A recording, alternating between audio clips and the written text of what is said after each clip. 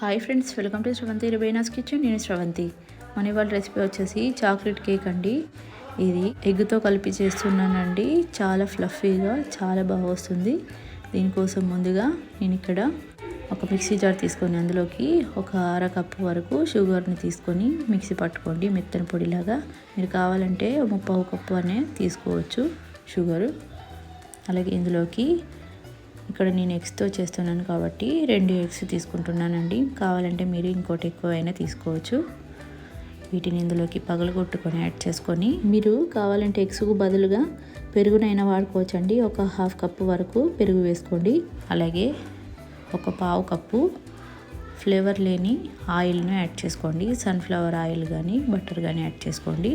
అలాగే vanilla essence ఒక 1 tea spoon వరకు యాడ్ చేస్తున్నాను. ఇది యాడ్ చేయడం వల్ల ఎగ్స్ స్మెల్ రాకుండా ఉంటుందండి.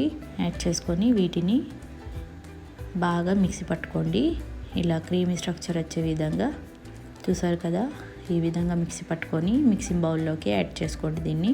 అలాగే ఒక జల్లెడను పెట్టుకొని ఇందులోకి 1 కప్పు వరకు మైదాని యాడ్ చేసుకోండి, మైదా పిండిని. అలాగే ఒక 2 టేబుల్ స్పూన్ల కోకో పౌడర్ని యాడ్ చేసుకోండి. ఒక 1 tea spoon baking powder, 1/2 tea spoon baking soda, అలాగే ఒక 1/4 టీ స్పూన్ వరకు సాల్ట్ని యాడ్ చేసుకొని వీటిని జల్లించుకోండి. ఇలా జల్లించుకోవడం వల్ల కేక్ అనేది ఫ్లఫీగా వస్తుందండి.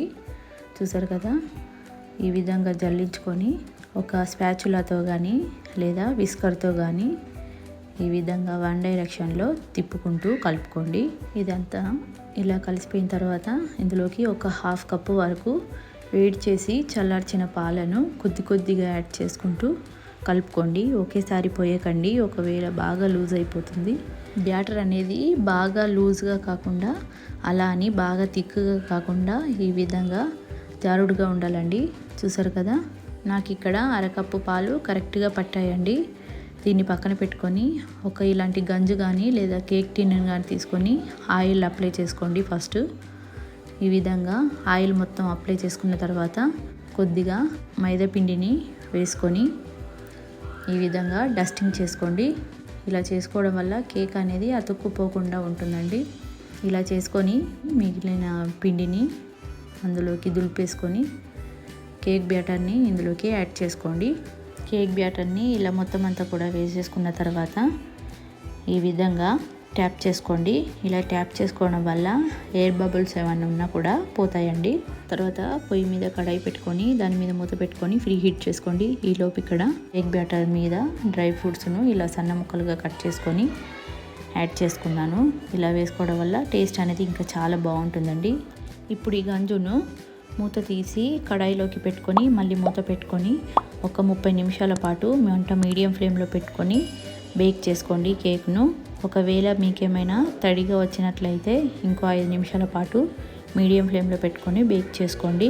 ఒక 35 నిమిషాల తర్వాత మూత తీసి చూపిస్తున్నాను చూడండి. ఇలా చాకును కానీ లేదా టూత్ పిక్ను కానీ గుచ్చి చూస్తే ఈ విధంగా క్లీన్గా రావాలి, ఏం అంటుకోకుండా. ఒకవేళ అంటుకున్నట్లుగా వస్తే ఇంకా 5 నిమిషాల పాటు పెట్టుకోండి. నాకు ఇక్కడ క్లీన్గా వచ్చింది కదా, అందుకే దింపేస్తున్నాను. ఇది పూర్తిగా చల్లారేంత వరకు పక్కన పెట్టుకోండి. ఈ విధంగా పూర్తిగా చల్లారిన తర్వాత ఇలా అంచుల వెంబడి చాక్తో ఈ విధంగా అనుకొని ఒక ప్లేట్ను బోర్లించి తీసేసుకోండి. కేక్ను ఇలా ట్యాప్ చేసిందంటే ఈజీగా ఊడొస్తుందండి. చూసారు కదా అండి ఎంత పర్ఫెక్ట్గా వచ్చిందో కేక్. ఇప్పుడు దీన్ని కట్ చేసి చూపిస్తాను. ఇలా డ్రై ఫ్రూట్స్ వేసి చాక్లెట్ కేక్ చేశారంటే చాలా బాగుంటుందండి. ఇలా ట్రై చేయండి మీరు కూడా. మీకు ఎలా కుదిరిందో నాకు కామెంట్ చేసి చెప్పండి. ఇలా చేయడం వల్ల పిల్లలు అయితే చాలా ఇష్టంగా తింటారండి. చూసారు కదా అండి ఎంత ఫ్లఫీగా స్పాంజ్లో వచ్చింది కదా. టేస్ట్ కూడా చాలా బాగుంటుందండి.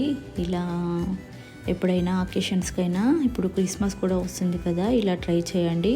అలాగే ఇప్పుడు న్యూ ఇయర్ కూడా వస్తుంది కదా, ఇలా సింపుల్గా పైన కూడా ఏం డెకరేషన్ లేకుండా చాలా సింపుల్గా ఇలా ట్రై చేయొచ్చు. మరి ఈ వీడియో మీకు నచ్చితే లైక్ చేయండి, షేర్ చేయండి, కామెంట్ చేయండి, సబ్స్క్రైబ్ చేయండి. Thanks for watching.